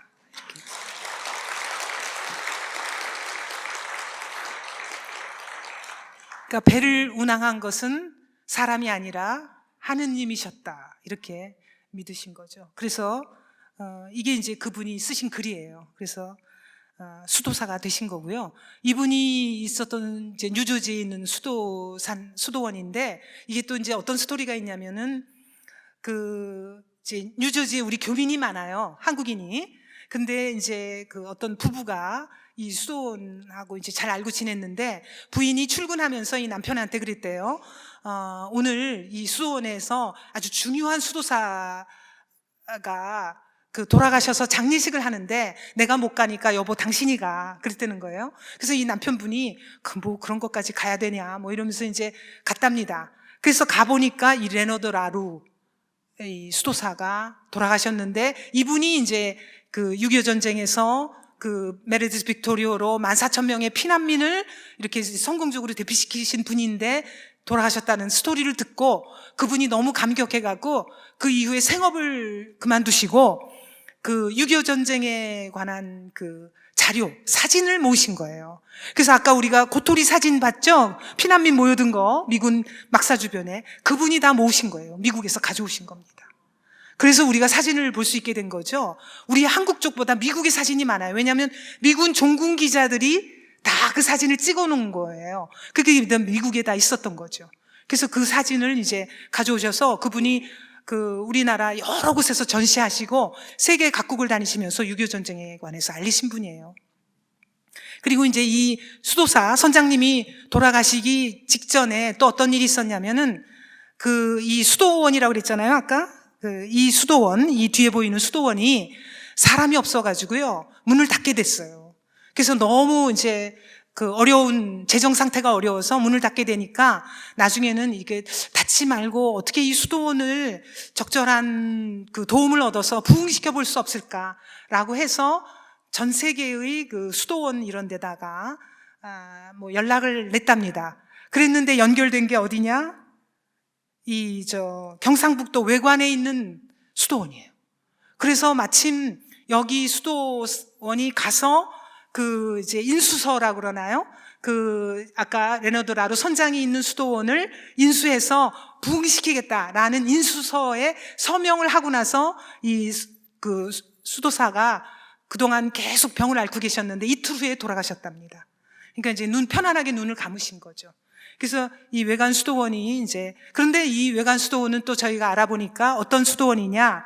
1949년에 그 북한 공산주의자들의 억압을 피해가고, 종교의 자유가 없잖아요, 북한에. 그래서 그 원산에, 함경남도 원산에 있는 수도원이 압박을 피해서 쭉 똑바로 내려오시니까 외관까지 가셨답니다. 그래서 세운 수도원이래요.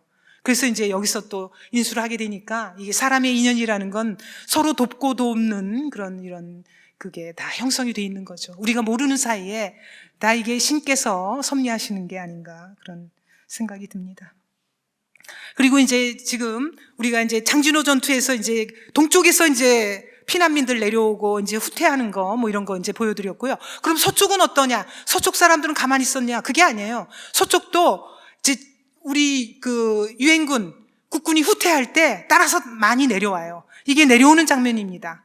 이게 이제 보시면 대동강 철교예요. 평양에 있는 대동강 철교를 12월 3일입니다. 50년 12월 3일. 우리가 흥남철수도 아까 12월 뭐 9일 뭐 해서 23일, 24일까지 계속됐잖아요. 비슷한 시기예요. 이쪽도 이제 철수를 하는데 대동강 철교를 건너서 북한 주민들이 내려오는 사진인데 보세요. 얼마나 이게 다 부서진 철교를 건너서 넘어오는 사진입니다. 오늘 아침부터 국회 가서 소리를 질렀더니 뭐 이재명 구속하라 뭐 이런 거 아침에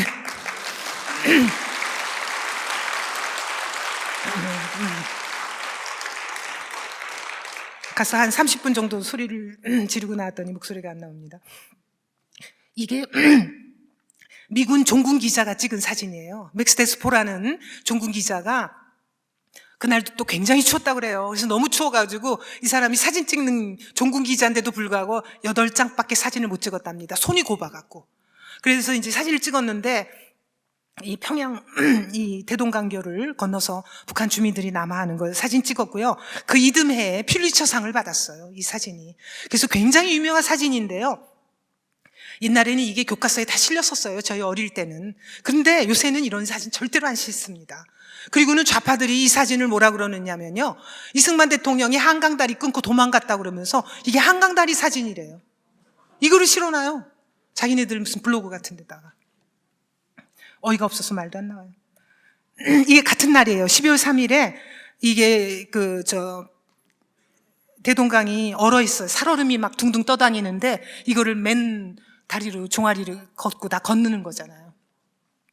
자유를 찾아서 월남한 사람들인데 이때 6.25 전쟁 때 월남한 사람 수가 얼마나 많으냐면 북한 주민 4사람 중에 1사람이 월남했어요.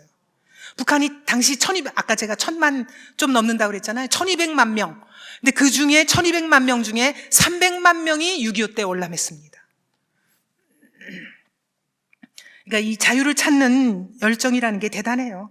근데 이제 이거는 이제 피난한 거고요. 사실 중공군이 계속 내려옵니다. 그래서 중공군이 이게 내려오니까 연말이 되니까 이제 서울도 위험해져요.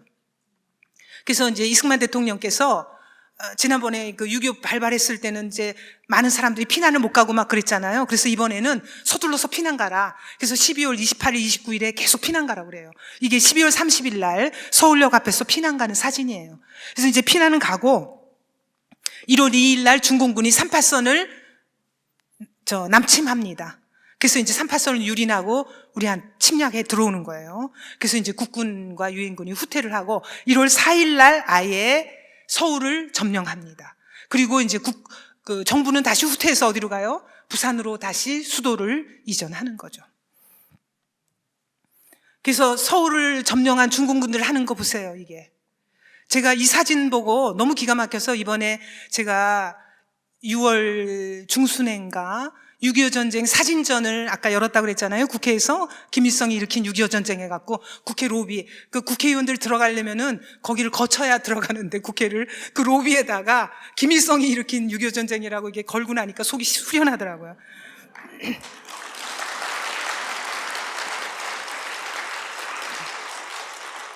사진을 수백 점을 전시했는데 그중에서 제가 이 사진을 제일 크게 출력하라고 그랬어요. 그래서 이 사진을 제일 크게 해갖고 걸어놨어요.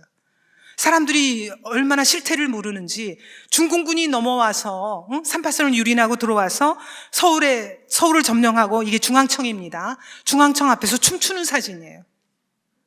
춤추는 중공군입니다. 근데 이 사람들이 하나도 안 가르쳐요, 이런 거를.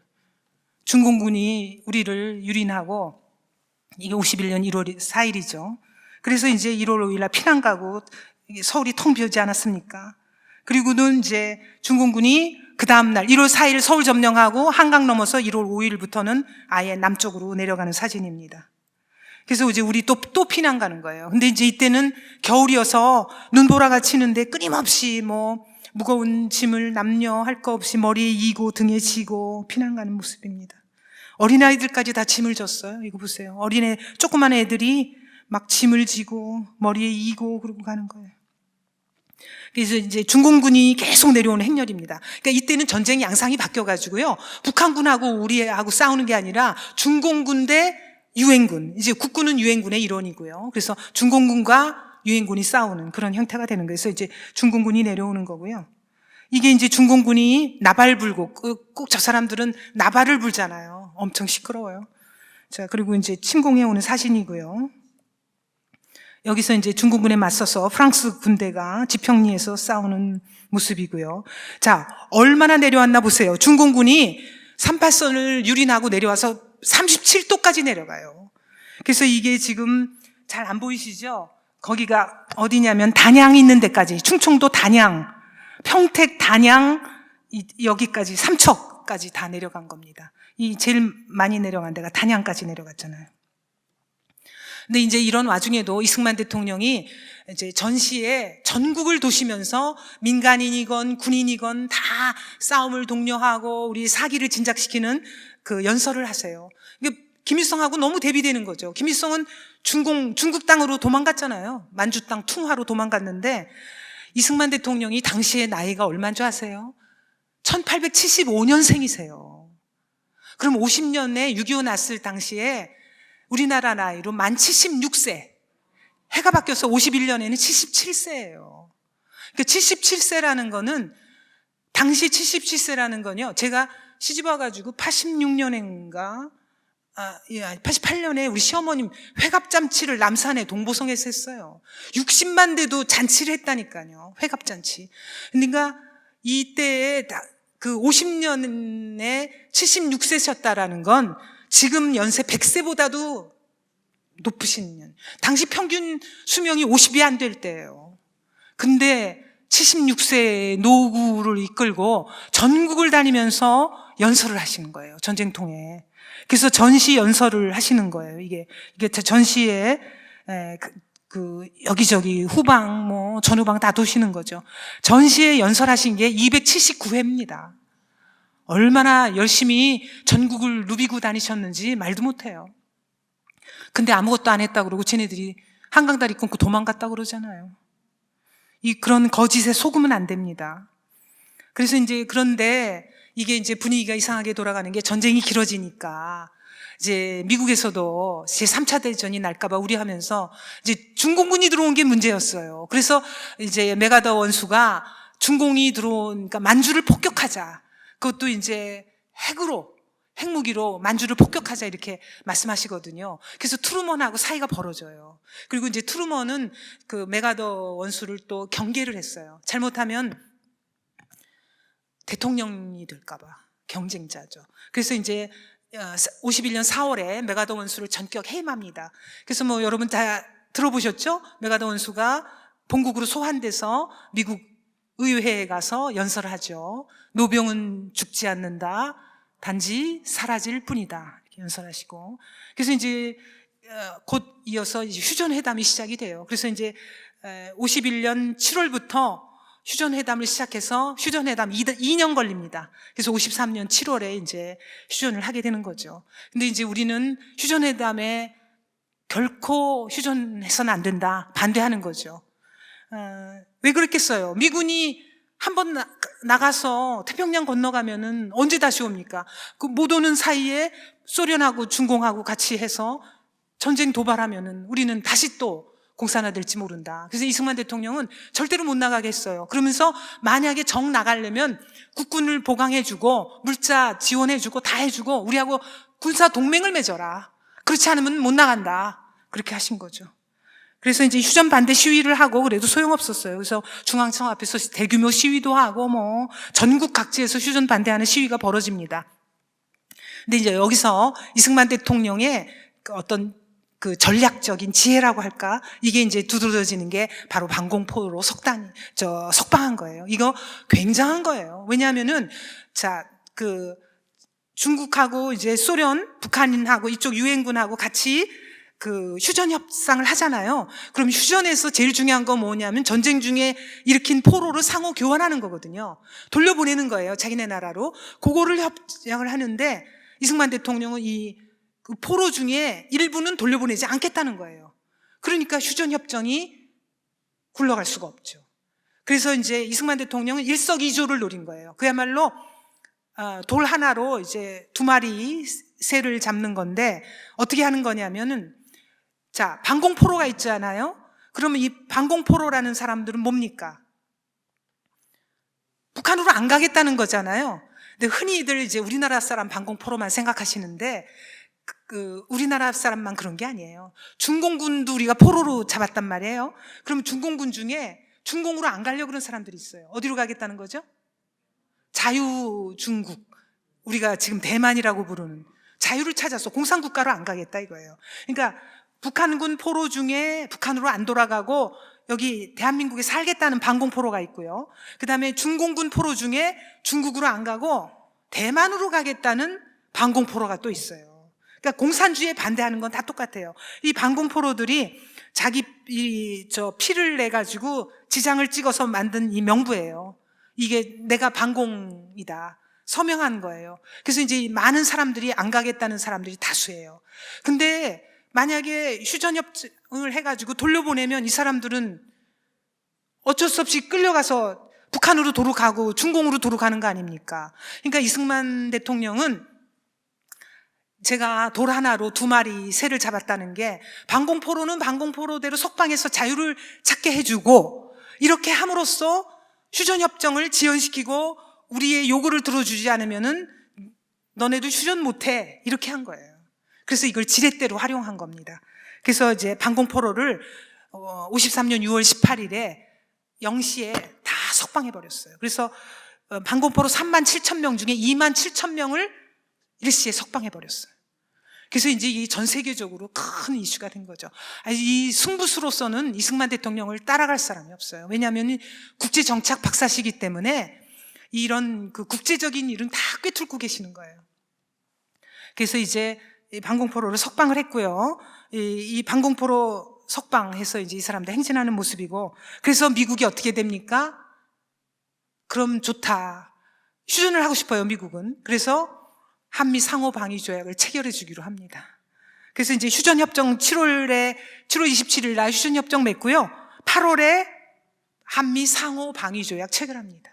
이게 이제 상호 방위 조약 체결하는 사진이에요. 그래서 미국의 덜레스 국무장관하고 우리의 변형태 외무장관이 뒤에서 이제 이승만 대통령이랑 다 지켜보고 있는 사진입니다. 자, 한미 상호 방위 조약 그러니까 아무렇지도 않으세요? 심지어 상호 방위 조약이에요.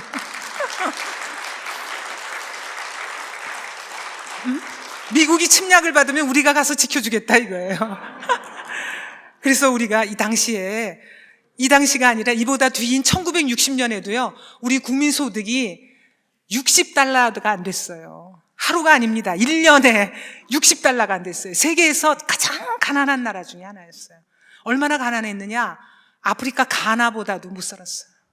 가나한테는 안 된 얘기지만 당시에 우리가 아프리카 가나보다 세계에서 가장 가난한 나라였어요. 거기다 전쟁이 일어나서 폐허가 됐잖아요. 아무것도 없는 나라인데 미국하고 상호 방위 조약을 맺은 거예요.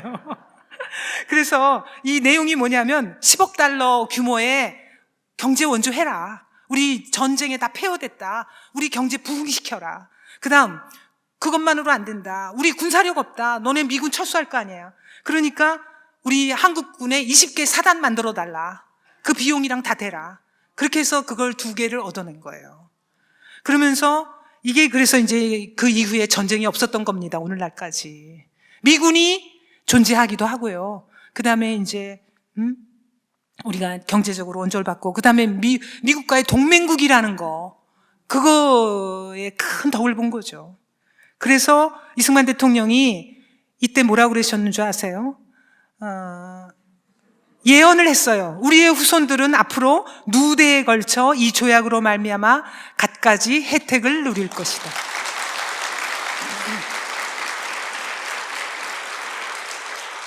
이 예언이 적중했죠. 그래서 이제 그래서 우리가 학자들은 이걸 뭐라 그러냐면 한미 상호 방위 조약을 새우와 고래가 맺은 조약이다 이렇게 얘기해요. 어느 쪽이 새우고 어느 쪽이 고래인지는 말씀드리지 않겠습니다. 그리고 나서 이제 아까 8월에 이제 서울에서 방위조약 체결했고 10월 1일에 또 미국의 워싱턴에서 똑같은 조약 서명합니다. 그래서 이제 한미 상호 방위조약이 돼가지고요. 우리가 동맹국의 일원이에요. 이게 이제 거의 결론입니다. 이제 뭐 뒤에 또 뭐 여러 가지 사진이 있지만 요 정도에서 이제 마무리. 자, 이게 6.25 전쟁의 결말이에요. 이게 한반도가 밤일 때 위성에서 찍은 사진입니다. 자, 6.25 전쟁에서 어디가 이겼는지 이 사진 한 장에 다 나와 있어요. 어디가 이겼습니까? 우리 대한민국이 이긴 거죠.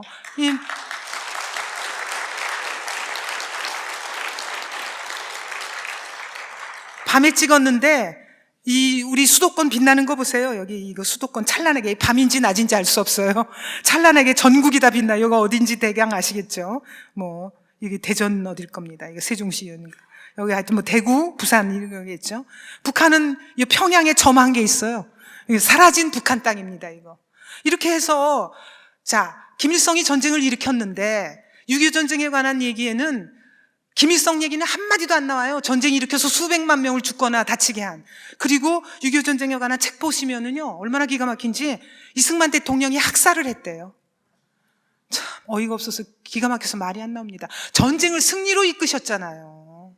그래서, 우리의 번영의 기틀, 한미 상호 방위조약을 체결해서 번영의 기틀을 다 마련해 놓으셨는데, 이승만 대통령이 뭐 한강다리 끊고 도망갔다는 거 하고, 그 다음에 무슨, 그런 얘기, 학살을 했다. 전쟁 중에, 빨갱이로 의심되는 사람 다 죽였다는 거. 그걸 가지고 집단 학살을 했다는 거. 이렇게 써놓고, 전쟁이 일으킨 김일성에 대해서는 한마디도 안 나와요.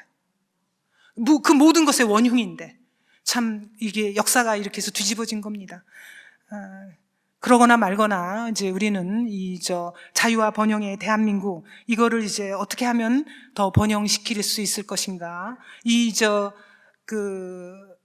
우리 와서 싸워준 어디에 있는지도 모르는 만나본 적도 없는 국민들을 위해서 싸우러 와준 이 16개국 여기 보세요. 지금 순서대로 제가 넣어놨는데 이제 국군 유해 발견된 겁니다. 백마고지에서 발견된 조용성 하사인데요. 이게 작년인가 재작년에 발굴됐는데 이거 보고 사람들이 다 발굴한 사람들이 울었다는 거 아닙니까? 이게 그 철모를 그대로 옆에 놓고요. 자세를 하나도 흐트러지지 않고 진짜 적으로부터 나라를 지켜내겠다는 애국심으로 그 자리에서 이렇게 순국하신 거죠. 이게 국군 제일 먼저 나오고 그다음에 이제 영국군 모습이고 프랑스 참전용사, 벨기에, 룩셈부르크, 네덜란드, 그리스, 이 오른쪽에 이분은요, 참전하셨던 분인데 자기 나라에 가셔서 6.25 전쟁 박물관을 운영하고 계신 분이에요.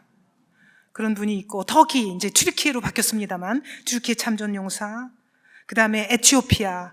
어떤 분이 또 저한테 그러세요. 제가 이거 국회에서 사진전해서 16개국 사진 다 모아놨잖아요. 그러니까 한눈에 딱 들어오잖아요. 이렇게 보시고 나서 앞으로 커피 사면은 에티오피아하고 콜롬비아 커피만 사서 드시겠다고. 우리한테 참전해줬다고. 에티오피아 참전용사, 남아프리카 공화국, 태국, 필리핀, 호주, 뉴질랜드, 미국, 캐나다, 콜롬비아. 여기 이제 에티오피아, 콜롬비아, 그게 이거 커피 얘기입니다. 그 다음에 이제 이거 보세요. 미국 군인인데 이 산속에서 나무로 십자가를 만들고요. 이 나무를 해서 이 의자를 만들어가지고 예배 드리고 있는 거 보세요. 그래서 보병 31년대 병사들인데 기도하고 있는 모습입니다. 이렇게 해서 대한민국을 지켜낸 16개국. 그 다음에 이 16개국 말고도 의무병, 이런 간호원 인력, 이런 보내준 데가 5개 나라가 있고요. 물자를 지원해준 나라가 40개. 그 다음에 전후 복구 세력, 지원을 해준 나라가 6개국 이렇게 있습니다. 많은 나라가 도와줬어요. 그래서 우리가 이 한반도의 자유를 지켜냈고요. 그 자유를 토대로 번영을 이룬 겁니다. 이게 이제 워싱턴 DC에 있는 아까 제가 말씀드린 거죠. 예.